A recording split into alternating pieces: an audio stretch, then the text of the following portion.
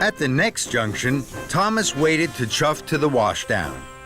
Then he saw a very big puddle right beside James. Here I come, James! Splish! Splash! Splosh! And Thomas steamed away laughing.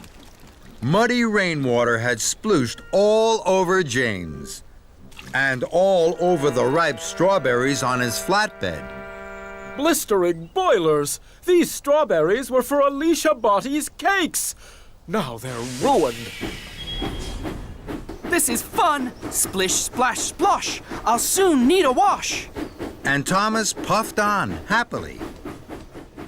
Ahead of him was a very big puddle. My! This is the biggest puddle ever! Here I come! Splish, splash, splosh! Then there was trouble. Muddy water flew high into the air and splooshed down all over Alicia Bottie and Sir Topham Hatt. Thomas!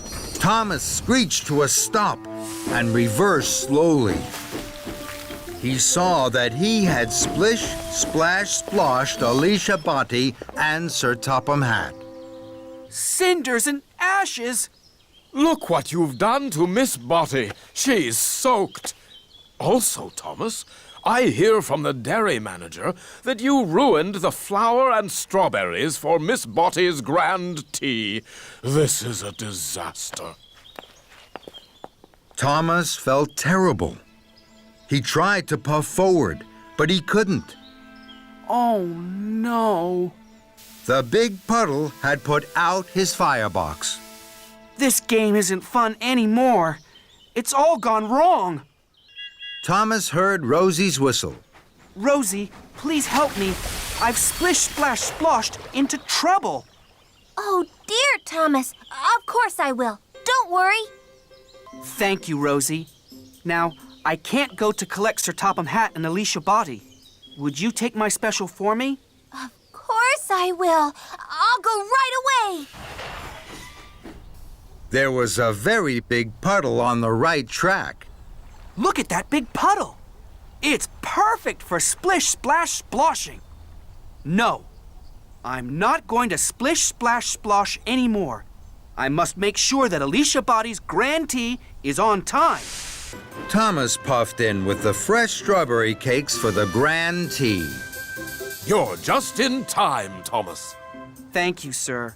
I'm sorry I caused confusion and delay. Rosie puffed up to Thomas. I found another puddle. It's perfect for our game. We can play again. No, thank you, Rosie. I think I've done enough splish, splash, sploshing for one day. Then there was trouble. Workers were mending the broken track. The broken track was very bumpy. Thomas bumped and jumped. The books jiggled and joggled. Then Thomas hit the biggest bump of all. Whoa! Cinders and ashes!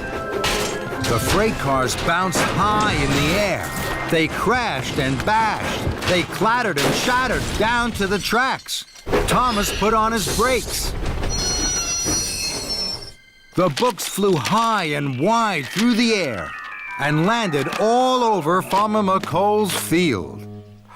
Oh, my! The freight cars are broken.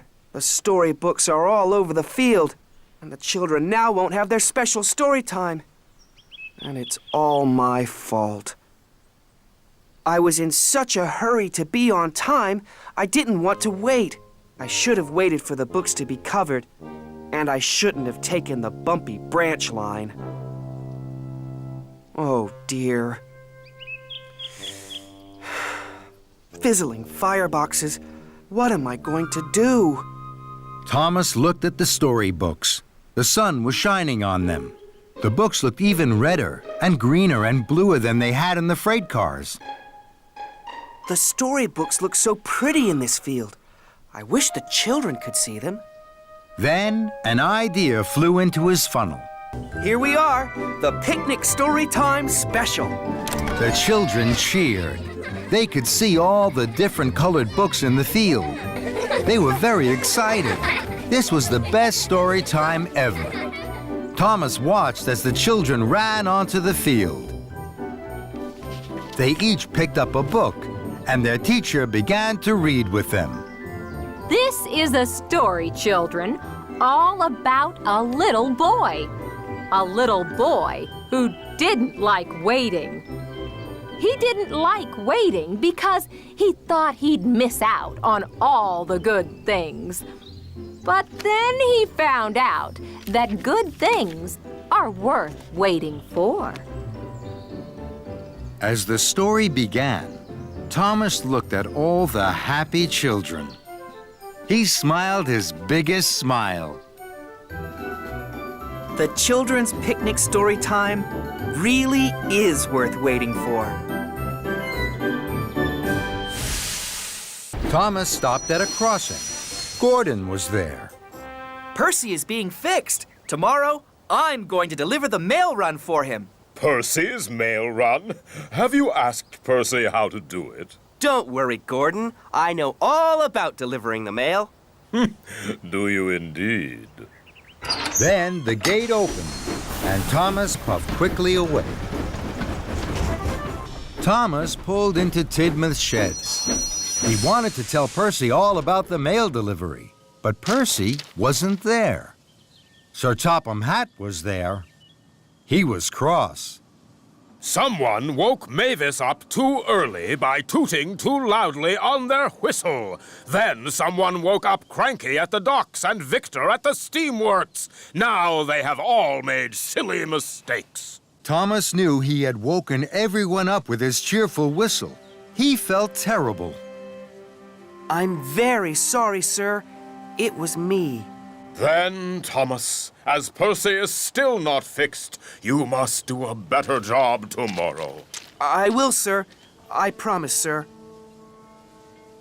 Then Gordon arrived. He had heard all about Thomas's trouble with the mail run. You were right, Gordon. Delivering the mail is a hard job.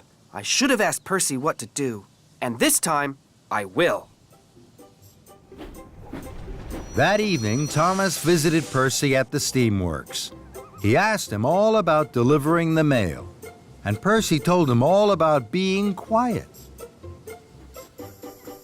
The next morning, Thomas set off early, pulling the mail cars. He stopped at the quarry.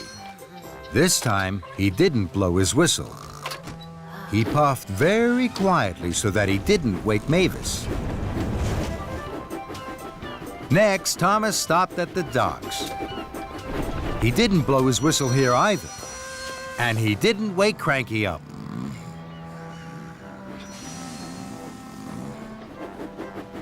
Lastly, Thomas puffed into the steamworks.